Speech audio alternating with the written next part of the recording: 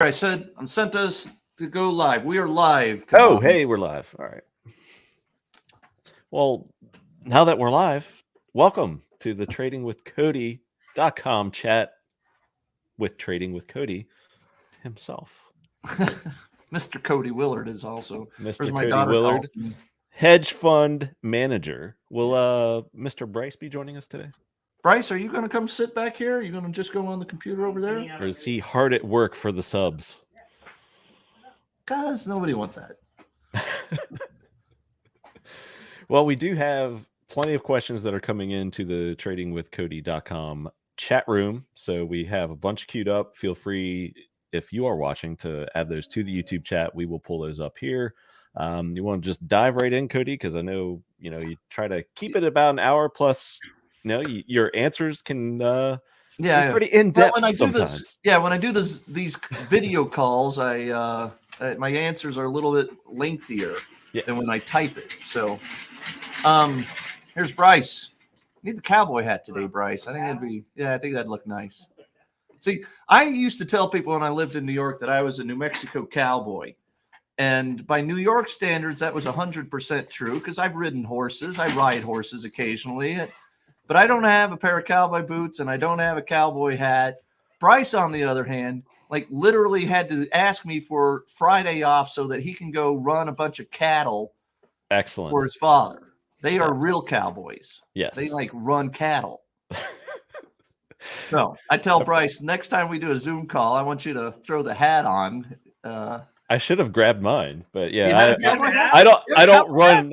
I got a cowboy hat and boot. I got multiple pairs of boots, but I've just ridden horses in the past. I live around farmland, but I do not herd cattle myself. So. Yeah, see, so you're like me. You're a maybe pseudo cowboy. They used to call him an urban cowboy, I believe. John Travolta and Deborah Winger. Great movie.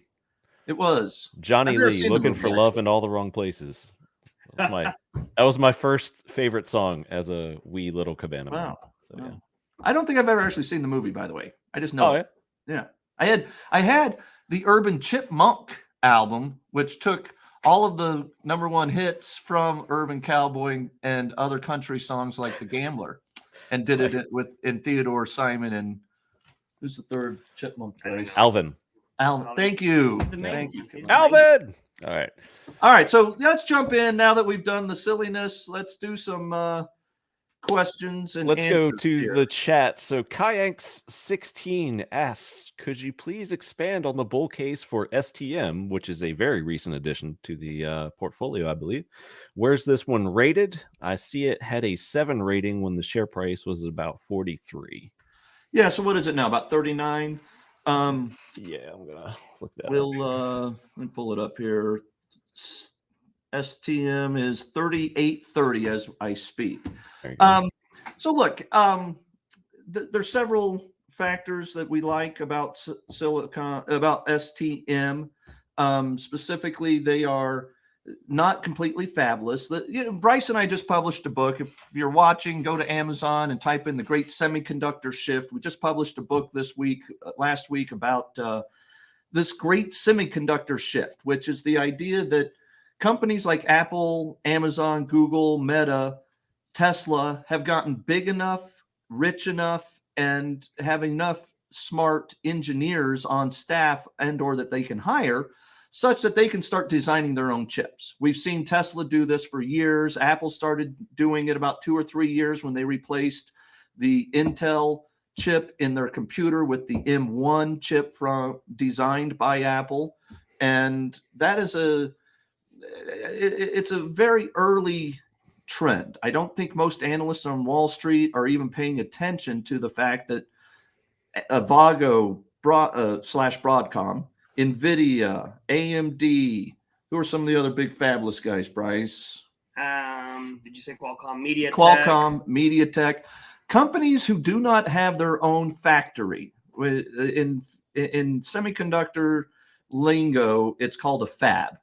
And if you don't own your own factory to actually make the chips that you're selling, your customers, if they include the biggest chip buyers in the world like Meta, Apple, Amazon, Google, and Tesla, these customers are going to start designing their chips without you. It saved themselves billions of dollars because Nvidia and AMD and these others are marking up their chips with 60, 70% gross margins, as big of margins, obviously, as they can get away with. Avago tries to raise prices of any company. Once it acquires a company, it jacks the prices and cuts the R&D.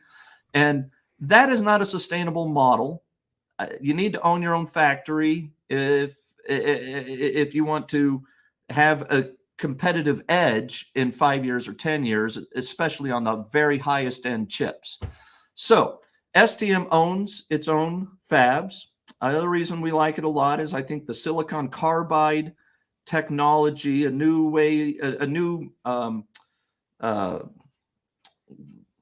base element that they build the chips out of instead of using silicon. Companies like STM, On Semi, Wolfspeed are focused on creating silicon carbide chips. And I think that they're much more efficient, and the energy that transfer in and out of them is more efficient. The bits and bytes that go in and out of those silicon carbide chips are more efficient. So we're trying to get in front of the silicon carbide chip. On and STM are the only two that are actually pulling off making and growing their silicon carbide business into multi-billion-dollar businesses right now. Wolfspeed has had problems ramping up their capacity. So STM's hitting on a lot of cylinders. And then I'd finally add, I think the thing that tipped the scale for me from being like, oh yeah, I like the stock, which say on Semi, I like the stock, but what makes me actually buy STM here as a long-term investment that I hope to own forever is they count Tesla and SpaceX as two of their largest customers. And they are the only semiconductor that only silicon carbide industry semiconductor who can say that. I would just add too that like Tesla is designing its own chips, but it's probably not going to design its own power and analog chips. They're probably going to focus on the logic side, like what they would be buying from Nvidia or Intel, not because you would think that might be contradictory to our big picture in our book. Yeah, but I don't. That's right. So STM's products are probably not going to get designed out of the Tesla cars or robots. There you go. And speaking of fabs, I guess, another tradingwithcody.com name now that's just top of mind. Intel has been performing rather well lately. Do you have a take on that quarter? I know I guess the dream is to have like them going full bore fab, and being one of the next TSMC or something like that. But yeah, that is the hope, and that they can pull that off.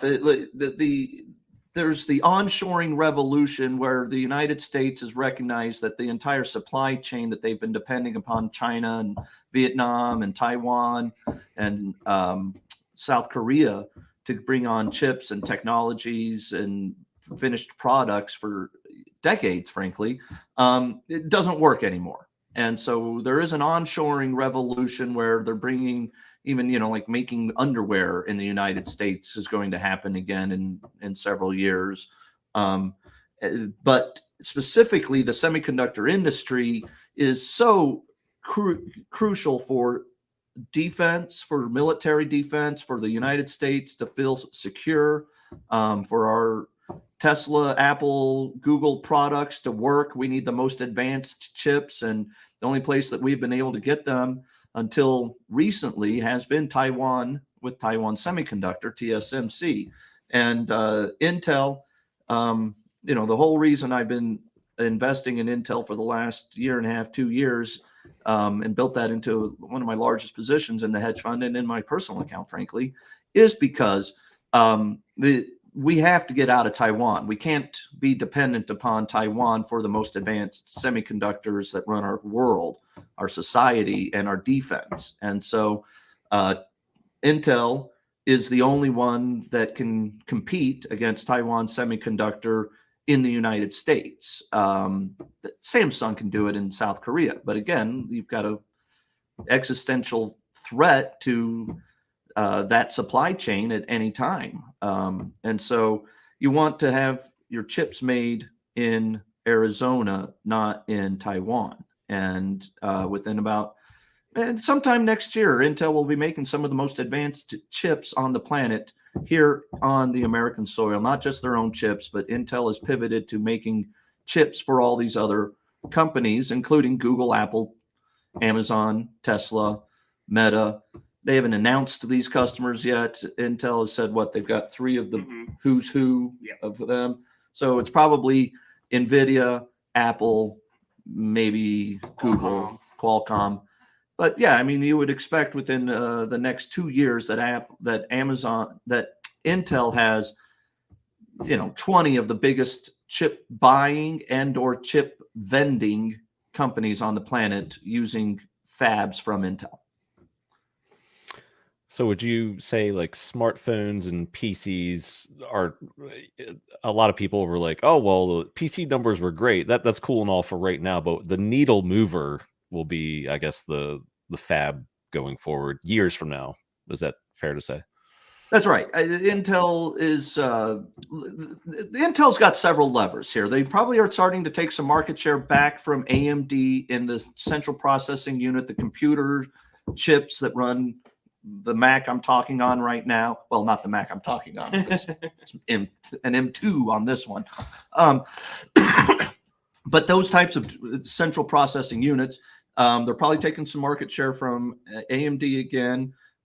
Maybe they'll start taking some market share in the data center. There is the AI chip called the Gaudi that Intel makes that has started taking market share, or at least competing. I don't think that anyone's taking market share from Nvidia at this moment, but it is successfully competing against Nvidia and with these AI chips, the Gaudi. And so you've got a lot of moving parts for sure at Intel. There's even the Mobileye self-driving unit that they still own 85% of the company. They floated a little bit to the public last year. You've got the FPGA field programmable graphic FPGA data array. Thanks, Bryce. He just wrote a book on semiconductors. He's there you go. Terms in his mind. The FGPA business at Intel is going to get spun out in an IPO at some point next year. So there's a lot of moving parts, but I think Intel's winning on most of those moving parts. I've got a lot of faith. And one of the reasons I bought Intel from the beginning was because Pat Gelsinger, the CEO, had come back to the company. He's the guy who originally created and designed the x86 central processing unit that runs most every computer in the world. And even AMD has to license x86 technology from Intel to make their CPUs. This is the guy who created it, and then he went over to VMware and turned that into a multi-$10 billion juggernaut, very successful, profitable company. I think he's going to do it here at Intel. Well, shareholders would rejoice at that fact. It's true. We have plenty of questions queued up here in the chat. I see Vince and Derek tried to join. It looks like a technical error, but if you are in the YouTube chat, just to the right of us there, feel free, anybody, to type your question. We have a decent amount of viewers since this was published on the Trading with Cody site as well. If you're in the chat room on the site, we're monitoring that as well for questions. So please post them there. We got another 45 minutes and we're going to get to the next one. From CL Breeze Seal, what is your short-term view on Square SQ, Shopify, Shop, and PayPal, PYPL? I think Square is a fantastic buy as a trade right here, right now. I've said for the last year or so that after learning about how Jack Dorsey was running Twitter behind the scenes before Elon bought the company, I will never invest in another Jack Dorsey company so long as I live. I plan to stick by that right now.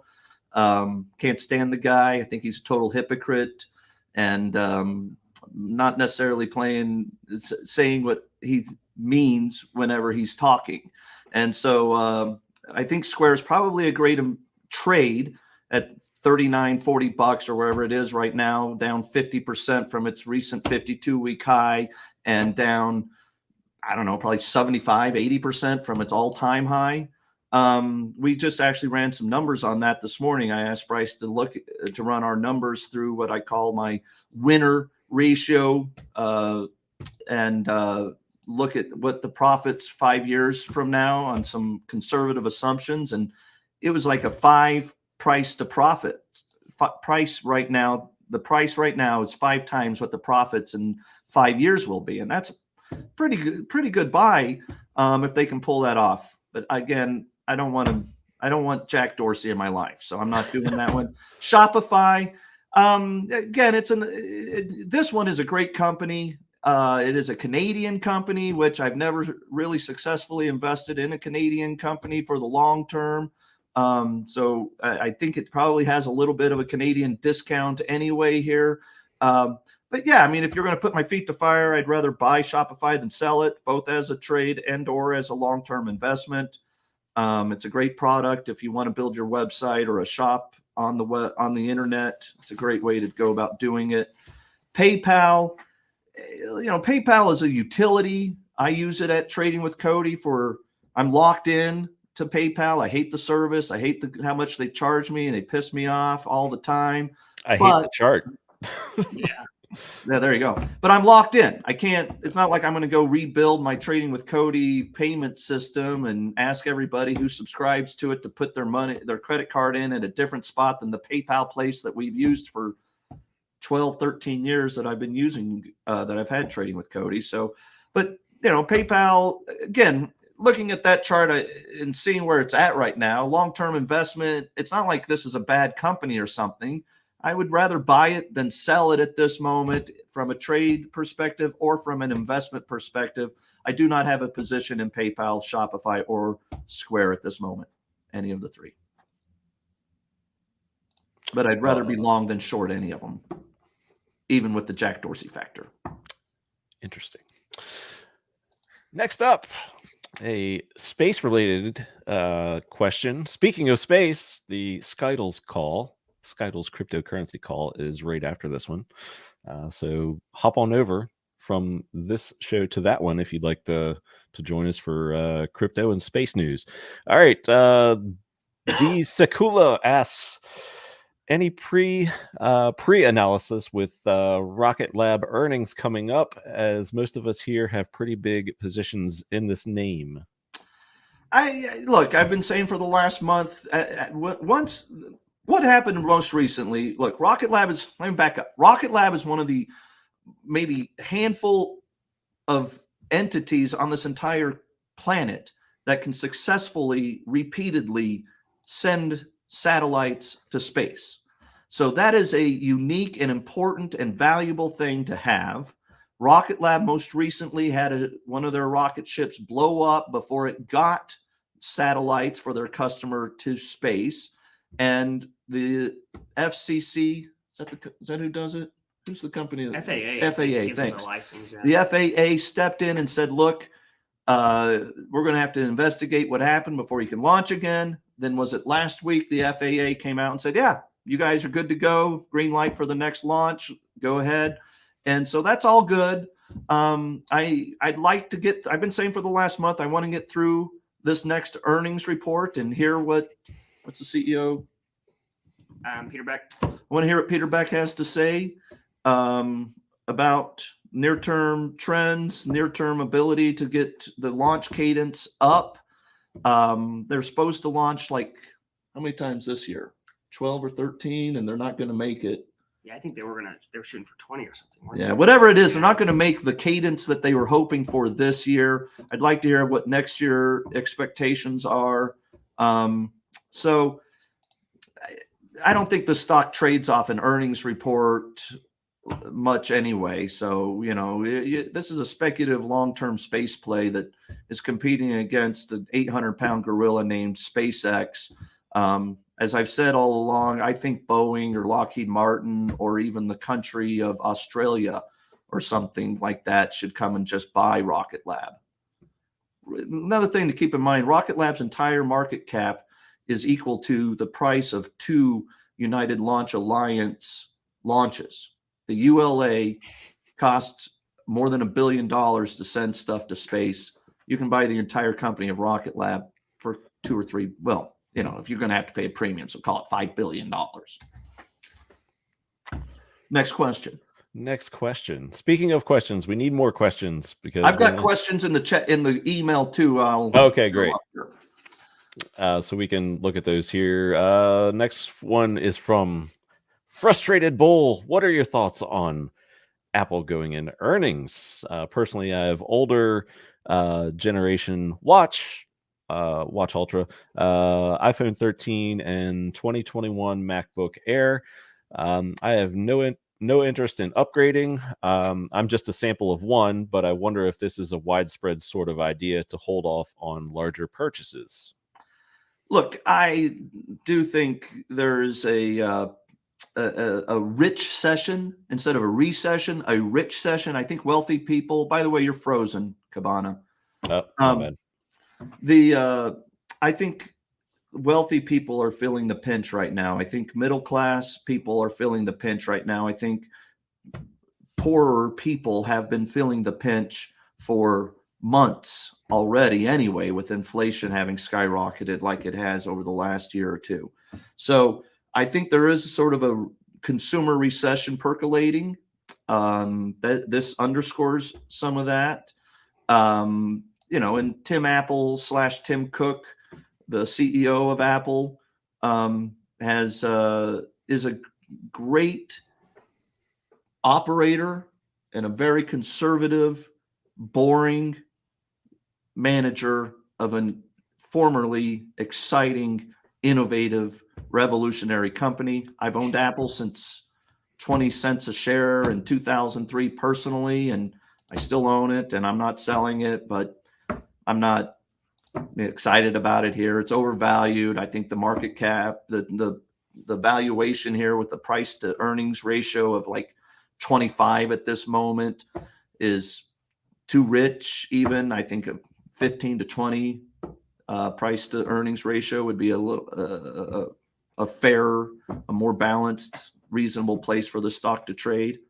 So, look, I wouldn't go out and buy a bunch of puts or bet against Apple not delivering here. I think China demand for iPhones is better than most people expect. And, the upgrade cycle for the iPhone 15 is, like all of them, going to have people that have been, have their old iPhone for the last 5 or 7 years, and you're going to have an upgrade cycle with some of those people.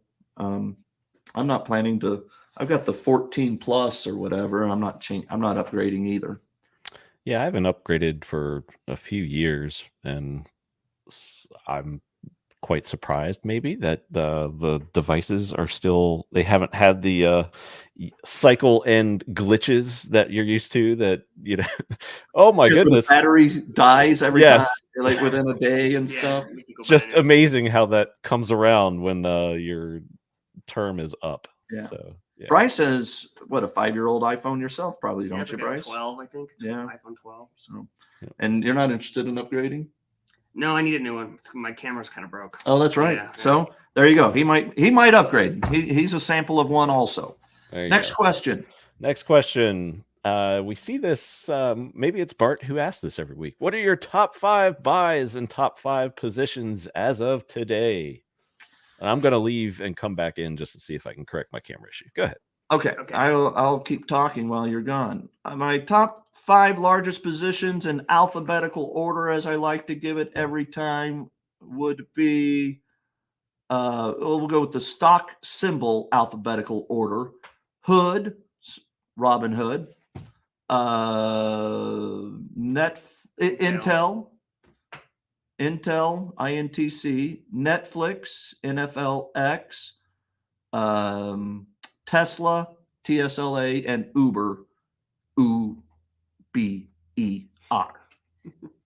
Oh, look at that. HD and everything. Uber or Uber? All right. My top 5 favorite buys at this moment would probably be, I like GSAT here. This is a dollar stock, so take it with the great, don't be throwing 20% of your fund in GSAT here, but as a small speculative stock, I like Robinhood here. Net, Cloudflare Net would be one of my favorites. I'd like that one to be a top 5 position around here, and I'm building it up. Bought some today. And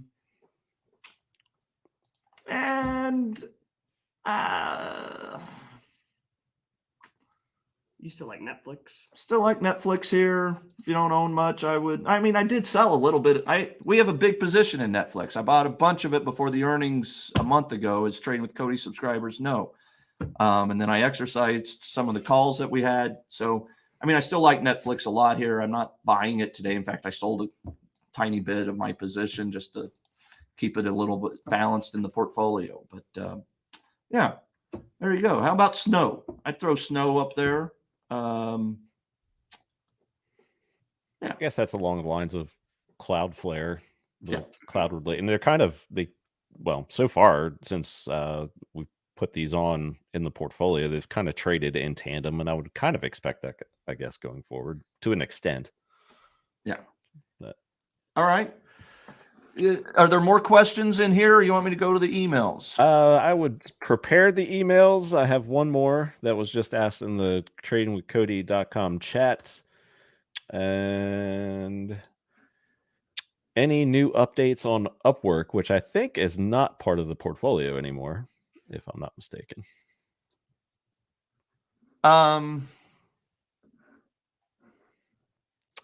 Wait, I'm sorry. What I was Upwork. I think that was sold a couple months back. Oh, any new updates on Upwork?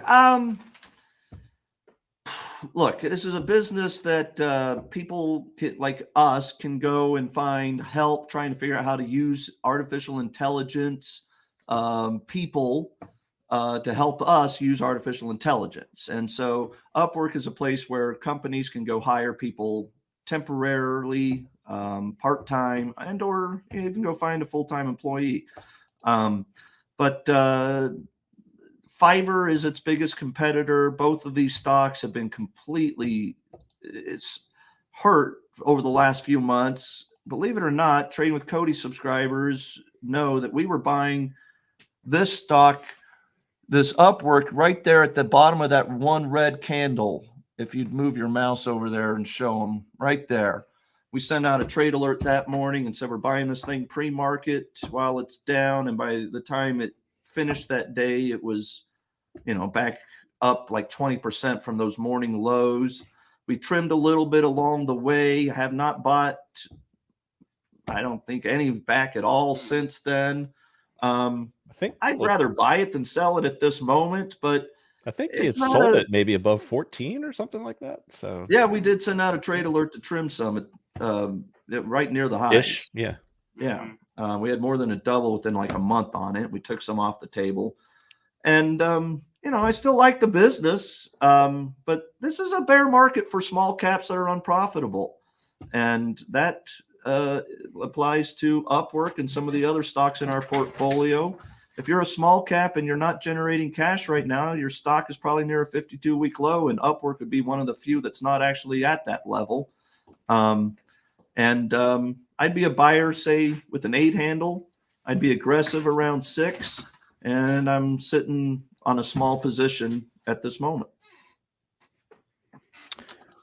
And there you go. That's the last of the YouTube and chat room questions that I could find. I'm going to scan the chat room one more time. I bet there's more questions up above that in the chat room. That's where I got them from. But all right, cool. Yeah, I encourage everyone. We have 16 now watching, so plenty of people. Please post your questions here or in the chat. And Cody has some email as well. So yeah. So I just pasted this from the Gmail, the Trading with Cody email.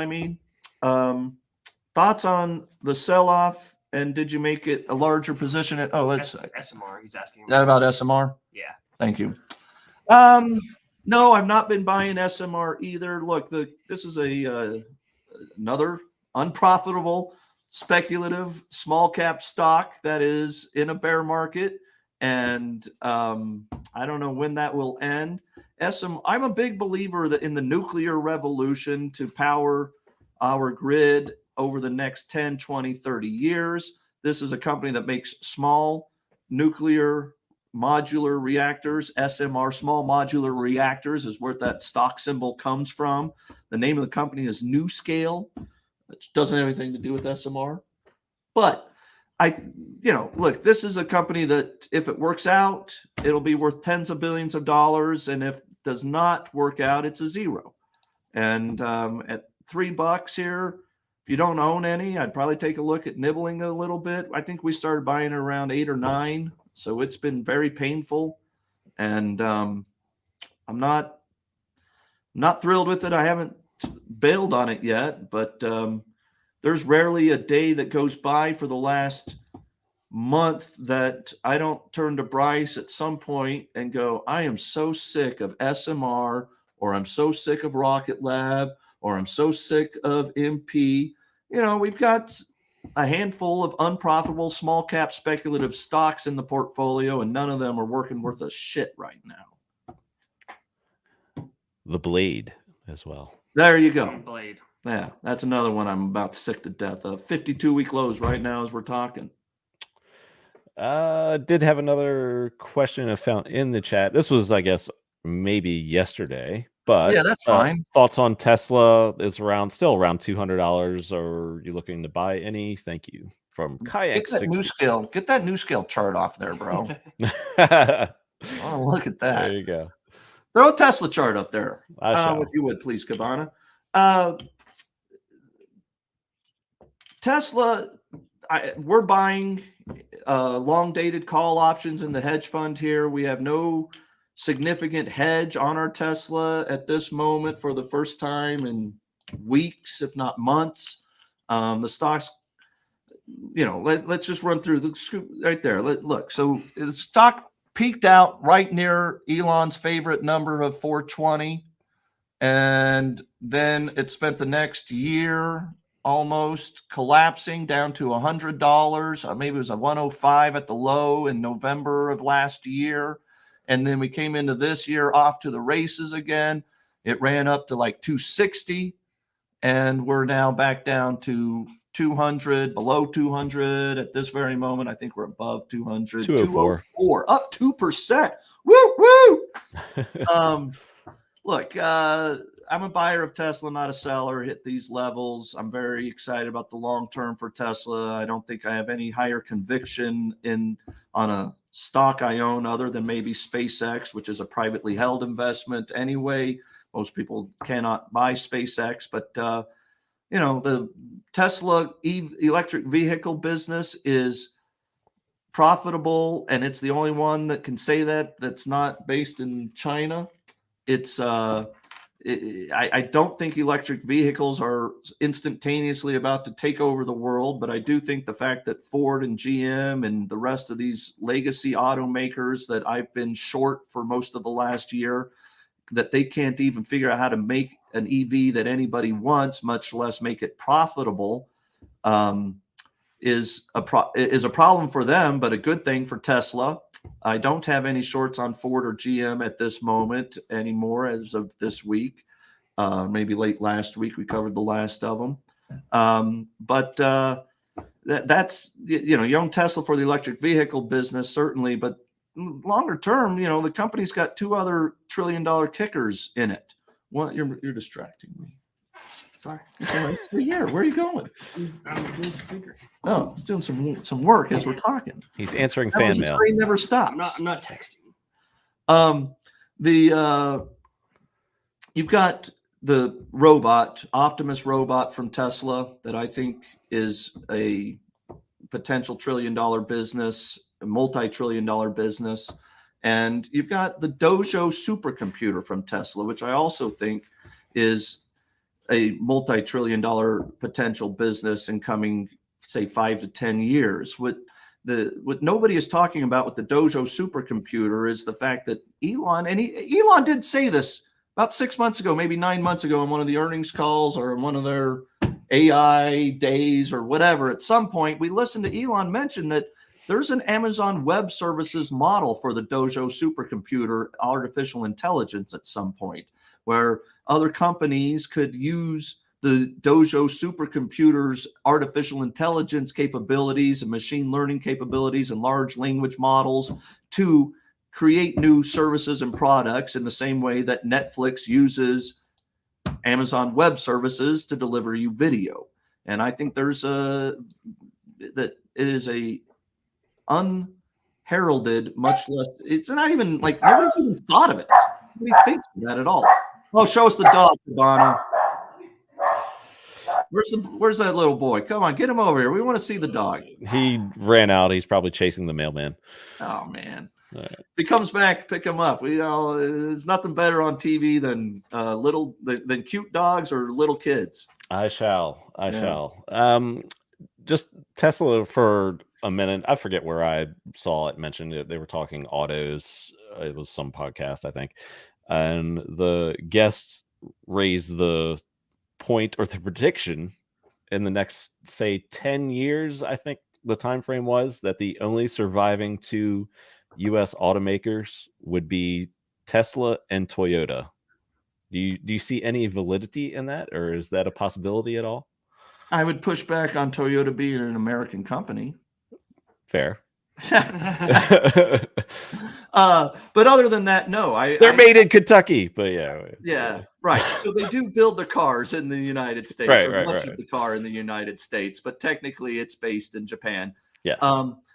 Toyota smartly did not go all in, betting tens of billions of dollars on making shitty electric vehicles that nobody wants, unlike GM and Ford, who did spend tens of billions of dollars promising the world that they could somehow compete profitably against Tesla on electric vehicles that people would want. If you have not driven a Mach-E or a Ford Lightning, I would invite you to go suffer through trying to do so. The software sucks. The cars are fine, but the software is old school, and you can't get the over-the-air updates, and it's not all tied in. I mean, one of the many things about my Tesla that I love, that product itself, is not just that it can get these over-the-air updates and improve and create new features and do things like that over time, and you get new video games you can play in while you're sitting in it charging or whatever. That stuff's all cool. But it's tied in where they're like, hey, we need to recall the car because the trunk doesn't close right. And they're like, yeah, we'll send you out a software update. Because Tesla designed that car from the ground up. Oh, yeah, there's a cute doggy. Yeah, that's good TV right there. Oh, geez. Come here, boy. Come on. I did a good boy right there. Oh, yeah. Can't hear You guys are muted. I was say I could put headphones on him, but I don't think he would know what was going on. That's too bad. Good boy. Cool dog. Yeah, beautiful. And Bryce doesn't even like dogs, so that must really be a cool dog. Look, the Tesla fact that they designed the car from the ground up to be completely integrated, and another example of how that worked was when Ford and GM couldn't get some of the chips they needed for their cars last year, even their old legacy ICE cars, they were like, we'll have to shut down the factory. And Elon and Tesla were like, hey, those other chips that we can get, let's build some software that'll integrate that into our car and put it in, keep selling. And they kept going right on. Nobody could tell the difference. And that's because the car is designed from the ground up as a computer on wheels that eventually will be full self-driving. When Ford and GM are like, hey, let's take our old-fashioned F-150 model, pull out the motor, and throw some batteries in there, put a new screen, make it a little bigger. We'll make the screen bigger. And you know what? We should have some USB-C chargers. That's revolutionary. How about a cigarette lighter? Oh, those cigarette lighters are cool, man. Nice. I saw a picture on Twitter the other day of a 1950s car that had a coffee maker in it. Make yourself some coffee while you're driving down the road. That's safe. Did you happen to see Joe Rogan shoot an arrow at the Cybertruck? I did. You see that last night, Bryce? Yeah. Yeah. Amazing. I mean, it was just cool. Like, that's just fucking cool. Like, to begin with. Like, sorry for the F-bomb, but that was just freaking cool. Yeah, show that. It's Joe Rogan? Yeah. Oh, I didn't know it was Joe Rogan.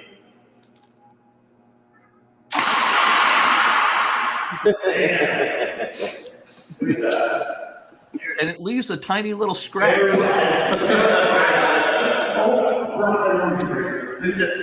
Blew the arrow apart. Look at that arrow, Flat tip completely of the arrow. smashed it. Look at the tip of the Yeah, bar. so yesterday, Elon was on Joe Rogan's show again. And apparently he had driven his Cybertruck to the show. And Joe was like, I wish I could shoot. He said, he was like, hey, would it withstand an arrow? They had a bet for $1. Yeah. And Elon was like, yeah, I'll bet you it would. And he's like, I'll bet you $1. And they were like, I wish we could do it right now. And Elon was like, well, send someone to go get your arrow. I got the car. Come shoot my truck. They cut over and Joe shoots that arrow. And Joe's not a small dude. That guy's lifting weights, right? I mean, and he's, wow. And that thing, and he talked out, he said it was like, I don't know, 10 grains or something. I don't know how you measure the force of an arrow, but it was apparently like a really powerful arrow and a really powerful bow that he shot. You saw it. Like that thing was not quite bullet speed, but not bullet speed. I wouldn't want to be in front of that arrow. And it barely left a dent on that car. I can't wait to get my Cybertruck. I've said all along, I think the Cybertruck will be the best-selling vehicle in the history of our planet and on Mars. Full bulletproof or just everything but the glass for you? Oh, full bulletproof. It has to be full bulletproof. Like I don't think they'll sell it without bulletproof glass. Well, the glass can't go. You can't wind down the glass if it's bulletproof because it has to be such a thickness. I think that's what Elon was saying yesterday. So I didn't see that part. Yeah, I think that was close to the beginning when they were Now, talking. I live in New Mexico. I'm going to need to be able to roll the windows down at some point. Okay. Like if you lived in New York City, drive-through would be a pain as well. You drove that car 99% of the time in New York City. You don't want to roll it down because New York City doesn't always smell that great. But out here in New Mexico, you got pine, and after a rain, you want those windows down. You want to feel the wind in your hair. Yeah, so I'll have to. Apparently, no, I will have the not full bulletproof glass. But a more functioning window, I guess. You want to talk about what Elon's talked about the difficulty of manufacturing it and if that has implications? I think yesterday he said it would only be maybe 200,000 units instead of 250. Yeah, and that's a bit of a, near-term rounding error, like 200,000, 250,000. It is what it is. The car, the truck itself is a completely revolutionary design with an exoskeleton, and nobody's ever made a vehicle like that. I guess maybe the closest parallel to that vehicle is the SpaceX Starship. And, nobody's done this on a massive scale where you're making hundreds of thousands, but wasn't the DeLorean stainless steel? I thought I saw that. It was, yeah. In the Back to the Future, and then they remade it. Yeah. So, and frankly, the Cybertruck sort of looks like an updated DeLorean in a truck design. I don't have any problem with that. The DeLorean's like the coolest car ever. So, do the doors come out like? Yeah, the butterfly doors, and where he got the idea for the X doors, I'm sure too. So, look, I'm big. If there is anyone who's going to figure out how to make millions of Cybertrucks, it's Tesla. And I wouldn't want to be Rivian if you're betting on the Cybertruck failing. I think there's room for both Rivian and the Cybertruck. I don't know that the F-150 Lightning is going to ever really be successful. Do you think, I guess since you mentioned it, do you think Rivian ends up surviving? I mean, Amazon, I guess, has some sort of faith in them because they, buy them for their fleet. But I mean, there has to be more than that. And as you've said many times, competing against Tesla is very, very, very hard.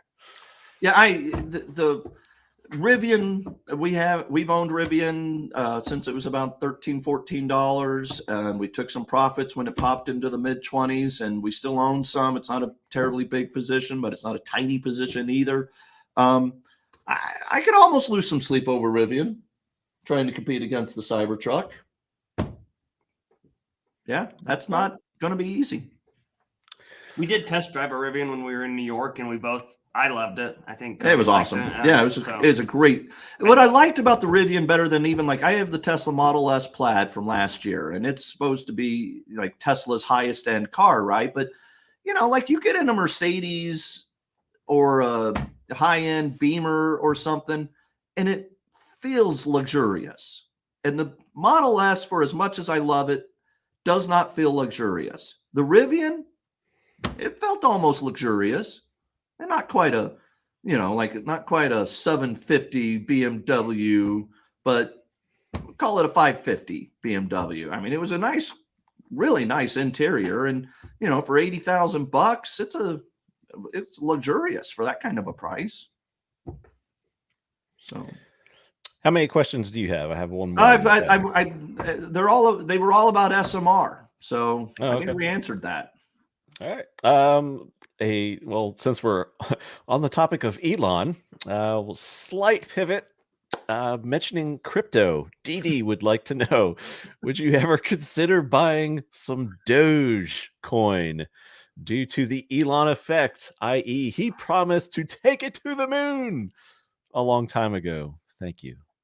I don't know if he promised to take it to the moon or if I don't think he did. I think he was in a Saturday Night Live skit when he said Dogecoin to the moon. So I don't know that we should truly take that as like a promise. Which was the top, I believe, as well. It was 100% the top. Yeah, that Saturday night was when Dogecoin topped. Yeah, a friend of mine asked me, I think that Friday, he was like, should I get into Doge? Elon's going to be on Saturday Night Live. And I'm like, this just smells like the top, man. Yeah. Like, I wrote in Trading with Cody chat room, we had on the transcript that week, I was quoted as saying, no, this would be a sell the news setup, not a buy the news setup. And so, yeah, that thing got sold hard since then. It's down like 90% off those highs from that Saturday. Look, yeah, I mean, you take a little bit of speculative crypto capital, and the only one that there are two cryptos I own. That is Bitcoin, which I've owned for 10 years, and Skittles, the space debris cleaning cryptocurrency that I helped create and make. No founder tokens. I had to buy them. But those are the only two cryptos I own. I don't own very much dollar amount of the Skittles. The Bitcoin, I have a bigger amount. But the only other one I would ever consider buying would be Doge, and it would be only because of the Elon effect. So yes, to answer your question, I don't know that I would ever consider buying Doge coins due to the Elon effect, but if I were ever to buy Doge, it would be because of the Elon effect, and Doge would be the only cryptocurrency that's not named Bitcoin that I would consider buying.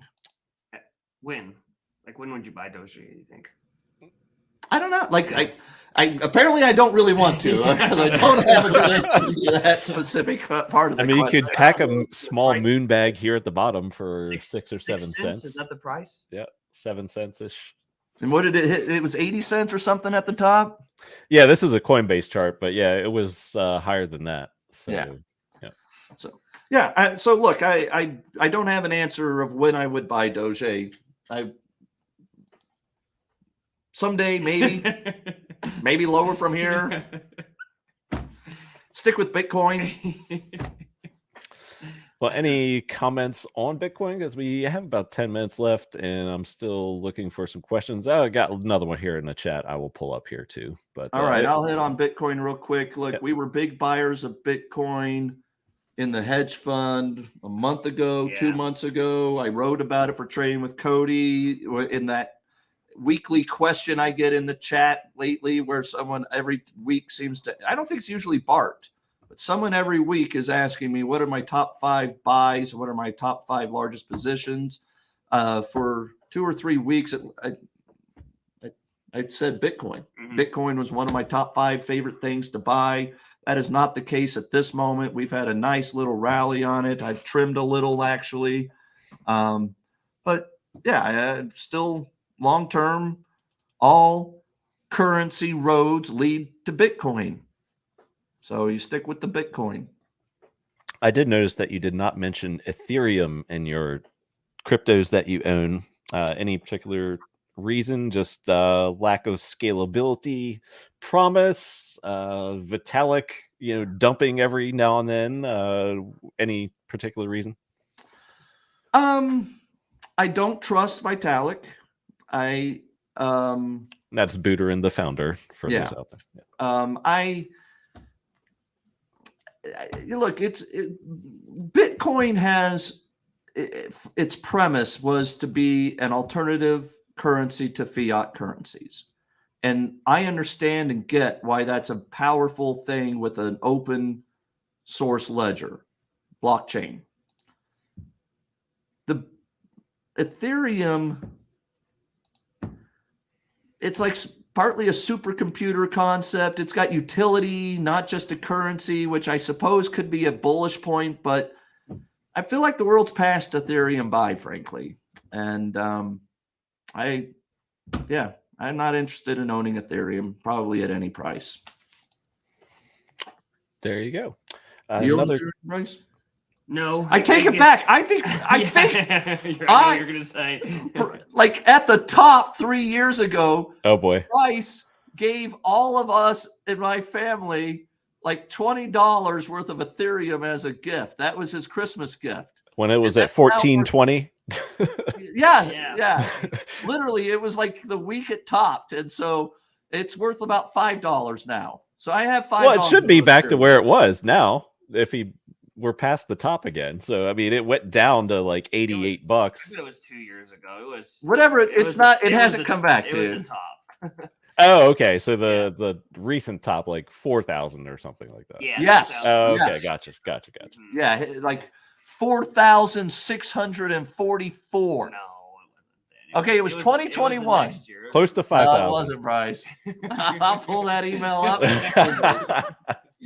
I'll do it right now. Don't make me pull that email up, Bryce. To be fair, we were told to give gag gifts to like 20 people, and I couldn't think of 20 gag gifts. And I was like, you know what? I'm going to give $20 in crypto. And he did. And it was funny to like give that to his grandma. Right. She was like, what? Right. Like she didn't get it at all. I thought it was funny. I was like, hey, thanks, man. I'll actually keep this. So. Yeah. And my other point is you could have sold it. You didn't have I mean, right away. You could have sold it. Because it's literally right where the top of this down. 100% correct. I could have bought a Happy Meal with that shit 2-3 years ago. I mean, it's turned into from the Red Lobster to a Happy Meal. That's right. Yeah, that's exactly. right. All right, let's wrap it up with that last question. Intel. T. Willie asks, feet to fire, stock price for Intel 3, 5, 7 years if they execute to justify your 8.5 rating in your GSS book. Thank you. With my name being Cody Willard, do you guys mind start calling me C. Willie? C. Willie. T. Willie. I'm C. Willie. Feeling that? DJ C. Willie here. Yo. All right. Feet to fire price for Intel 3 to 5, 7 years out. If everything goes right. 3 years from now, $75. 5 years from now, $110.